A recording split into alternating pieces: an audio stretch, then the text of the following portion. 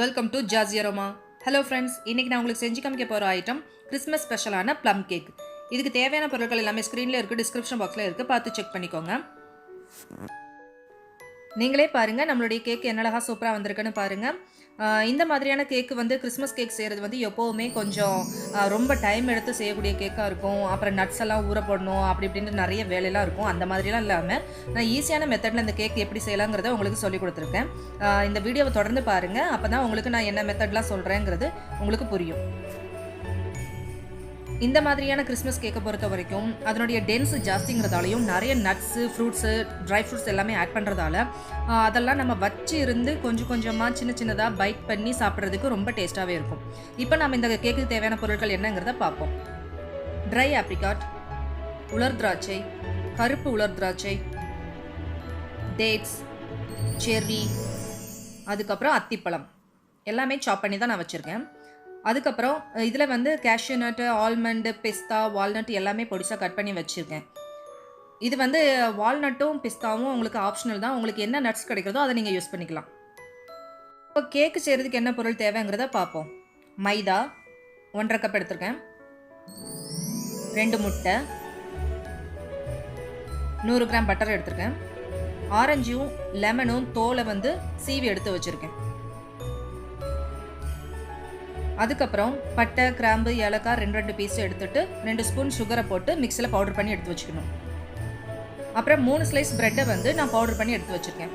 நாட்டு சக்கரை, vanilla essence, baking soda, baking powder, அப்புறம் உப்பு.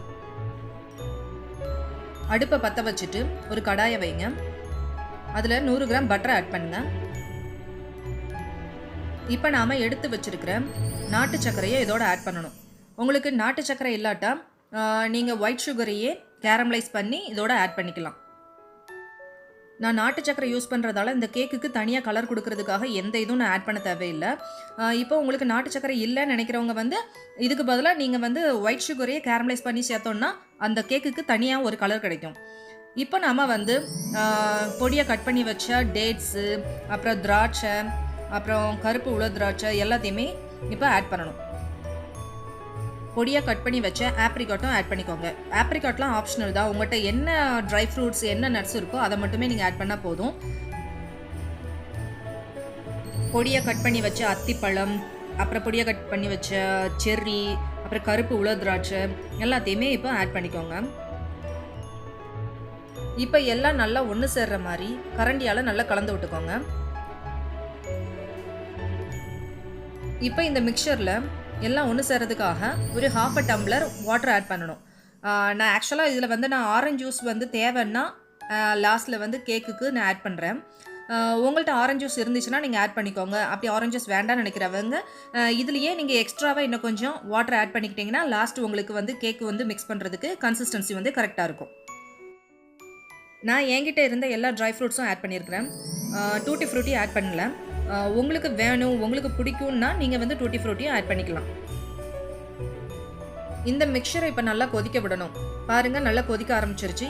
கொதிக்க ஆரம்பித்தோடனே அடுப்பை வந்து சிம்மில் வச்சுட்டு ஒரு 2 நிமிஷம் மட்டும் நம்ம இதை சிம்லேயே அப்படியே வேக விடணும். நல்லா ரெடியானதுக்கப்புறம் நம்ம இதை வந்து தனியாக கம்ப்ளீட்டாக ஆற விட்டுறணும். நல்லா ஆறுனதுக்கப்புறம் தான் அடுத்த ஸ்டெப்பே நம்ம பண்ணணும்.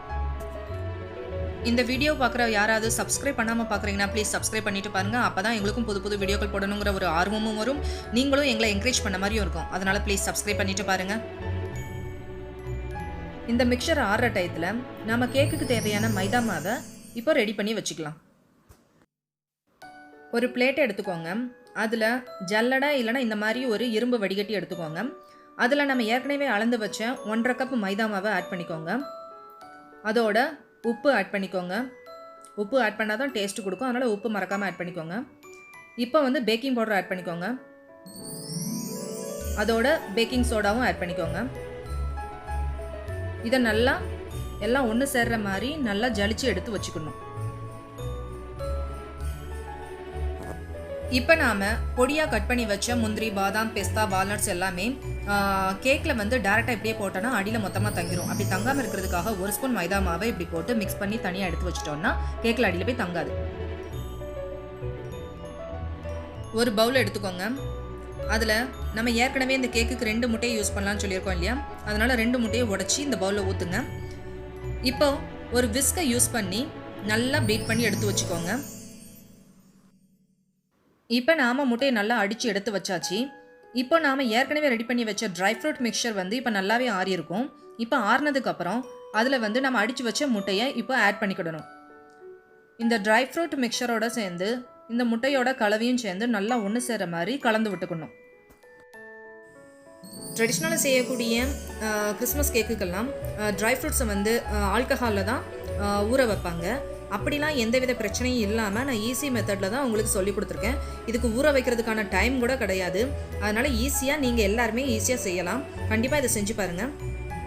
இப்போ நாம் மைதாவில் கோட் பண்ணி வச்சுருக்கிற இந்த நட்ஸையும் இதோட சேர்த்து ஆட் பண்ணி நல்லா மிக்ஸ் பண்ணி விடுங்க. கடையில் நம்மளுக்கு கிடைக்கக்கூடிய கேக் எல்லாமே ஆல்கஹால் ஆட் பண்ணி தான் செஞ்சுருப்பாங்க. அந்த மாதிரி ஆல்கஹால் ஆட் பண்ண கேக் வந்து சாப்பிட பிடிக்காதவங்க, ஆனால் ப்ளம் கேக் சாப்பிட பிடிக்கும்னு நினைக்கிறவங்க வந்து இந்த மாதிரி வீட்டில் செஞ்சு சாப்பிட்டுக்கலாம். இப்போ நாம் ஏற்கனவே ஜலிச்சு எடுத்து வச்ச மைதா மாவு கலவையும் இதோட ஆட் பண்ணிக்கோங்க.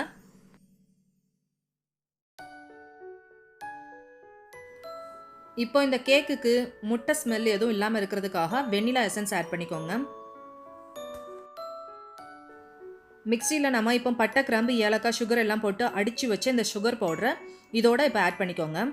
இதுவும் கூட இந்த ப்ளம் கேக்குக்கு ஒரு நல்ல வாசம் கொடுக்கும். கண்டிப்பாக இதை சேர்க்கணும். அதோட சேர்ந்து ஆரஞ்சு அண்டு லெமனோடைய தோலை வந்து நல்லா துருவி எடுத்து வச்சுருக்கேன். இது வந்து இந்த ப்ளம் கேக்குக்கு ஒரு சூப்பரான ஒரு ஃப்ளேவர் கொடுக்கும். அதனால் கண்டிப்பாக முடிஞ்சால் சேர்த்துக்கோங்க. இப்போ நாம் சேர்த்துருக்குற இந்த மைதா மாவு எல்லாமே அந்த ட்ரை ஃப்ரூட்ஸோட நல்லா ஒன்று சேர்கிற மாதிரி நல்லா மிக்ஸ் பண்ணி விடணும். இப்போ வந்து 3 ஸ்லைஸ் ப்ரெட்டை வந்து மிக்சியில் போட்டு நல்லா பவுடர் பண்ணி எடுத்து வச்சுக்கணும். அந்த பவுடர் பண்ணி எடுத்து வச்சு அந்த ஃப்ரெஷ் ப்ரெட் க்ரம்ஸை தான் நான் இப்போ ஆட் பண்ணுறேன். இதை ஆட் பண்ணால் இந்த கேக்குக்கு ஒரு நல்ல டெக்ஸ்சர் கொடுக்கும் அண்ட் டேஸ்ட்டும் கொடுக்கும். உங்களுக்கு விருப்பப்பட்டால் நீங்கள் ஆட் பண்ணிக்கோங்க. அப்படி இல்லைனா இது அளவு வந்து கம்மி பண்ணி ஒரு 1/2 கப்னாலும் நீங்கள் ஆட் பண்ணிக்கிடலாம்.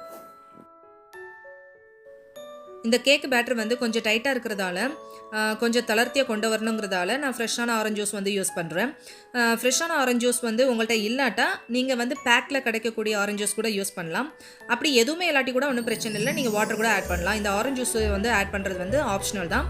ஆனால் இந்த ஆரஞ்சு ஜூஸ் ஆட் பண்ணோன்னா ஒரு நல்ல வாசம் கொடுக்கும். இந்த கேக்குக்கு சூப்பரான ஒரு ஃப்ளேவர் கொடுக்கும். நீங்கள் விருப்பப்பட்டால் சேர்த்துக்கோங்க, இல்லாட்டா சேர்க்கணும்னு அவசியம் இல்லை. இப்போ இந்த கேக்கு கலவையை வந்து இந்த மாதிரி மரக்கரண்டியால் நல்லா மிக்ஸ் பண்ணி விடணும். கட்டி இல்லாமல் நல்லா மிக்ஸ் பண்ணி விடணும். எல்லாம் ஒன்று சேர மாதிரி நல்லா கலந்து விட்டுக்கோங்க. இந்த ப்ளம் கேக்கை நான் வந்து ஓவனில் தான் பேக் பண்ண போகிறேன். ஓவன் இல்லாதவங்க குக்கர்லேயும் பேக் பண்ணலாம், இட்லி பாத்திரத்துலேயும் நீங்கள் பேக் பண்ணலாம். இட்லி பாத்திரத்தில் நீங்கள் தண்ணி ஊற்றினாலும் இதை நல்லா வேக விடலாம். ஆனால் நல்லா கவர் பண்ணிக்கோங்க. கவர் பண்ணிவிட்டு ஒரு 1 hour வேக விட்டால் சரியாக இருக்கும். இப்போ கேக்கை ஊற்றுறதுக்கு ஒரு ட்ரே எடுத்துக்கோங்க. அந்த ட்ரேயை சுற்றி பட்டரை அப்ளை பண்ணிவிட்டு நான் அந்த பட்டர் இருந்த பட்டர் கவரை தான் நான் இதில் பேஸில் வந்து நான் போட்டிருக்கேன். அந்த பட்டர் கவரை வந்து வேஸ்ட் பண்ண வேண்டாங்கிறதுக்காக நான் அந்த பட்டர் கவரை யூஸ் பண்ணியிருக்கேன். நீங்களும் அதே யூஸ் பண்ணிக்கோங்க. அதுக்கப்புறம் அந்த பட்டர் ஷீட்டையும் போட்டுட்டு அது மேலே நல்லா பட்டரையும் அப்ளை பண்ணி வச்சுட்டு நம்ம ரெடி பண்ணி வச்ச அந்த கேக் பேட்டரை வந்து இப்போ ஊற்றணும். நாம் செஞ்சுருக்கிற இந்த ப்ளம் கேக் வந்து உண்மையிலேயே ரொம்ப ஹெல்த்தியான ப்ளம் கேக். ஏன்னா நிறைய ட்ரை ஃப்ரூட்ஸு நட்ஸும் ஆட் பண்ணியிருக்கோம். அதே சமயம் நம்ம ஒயிட் சுகர் ஆட் பண்ணல, நாட்டு சக்கரை தான் ஆட் பண்ணியிருக்கிறோம். கலரும் கொடுத்த மாதிரி இருக்கும், அதே சமயம் ஹெல்த்தியும் கூட. அதனால் இந்த கேக்கை வந்து கண்டிப்பாக எல்லோரும் செஞ்சு சாப்பிடுங்க, உடம்புக்கும் ரொம்ப ஹெல்த்தி. இப்போ வந்து நம்ம கேக் ஊற்றி வச்சுருக்க அந்த ட்ரே வந்து டேப் பண்ணி விடணும். அப்போ தான் ஏர் பபிள்ஸ் ஏதாவது இருந்தாலும் ரிலீஸ் ஆயிரும். அதனால் நல்லா டேப் பண்ணி விட்டுட்டு முந்திரி பருப்பால் இந்த மாதிரி டெக்கரேஷன் பண்ணிக்கலாம். முந்திரி பருப்பு இல்லைனா பாதாம் பருப்பு எதனால வச்சு நல்லா டெக்கரேஷன் பண்ணிக்கலாம். இப்போ நம்ம ஓவனை வந்து 180 டிகிரி செல்சியஸ்க்கு வந்து ப்ரீஹீட் பண்ணி வச்சுக்கணும். அதுக்கப்புறம் இது 3/4 மணி நேரத்துலேருந்து 1 hour ஆகும் இது பேக் ஆகிறதுக்கு. மற்றபடி நீங்கள் டூத் பிக்கால் குத்தி பார்த்தீங்கன்னா உள்ள பேக் ஆகிட்டாங்கிறத செக் பண்ணிக்கோங்க. இப்போ நம்மளுடைய சூப்பரான இந்த ப்ளம் கேக் வந்து ரெடி ஆச்சு. இதை நீங்களும் உங்கள் வீட்டில் வந்து செஞ்சு பார்த்து ட்ரை பண்ணி பார்த்துட்டு எப்படி வந்துச்சுங்கிறது எனக்கு கமெண்ட் பண்ணி சொல்லுங்கள். உங்கள் ஃப்ரெண்ட்ஸுக்கு ஷேர் பண்ணுங்கள், லைக் பண்ணுங்கள், சப்ஸ்கிரைப் பண்ணுங்கள். நெக்ஸ்ட் வீடியோவில் சந்திக்க வரேன். பாய் அண்ட் தேங்க்யூ.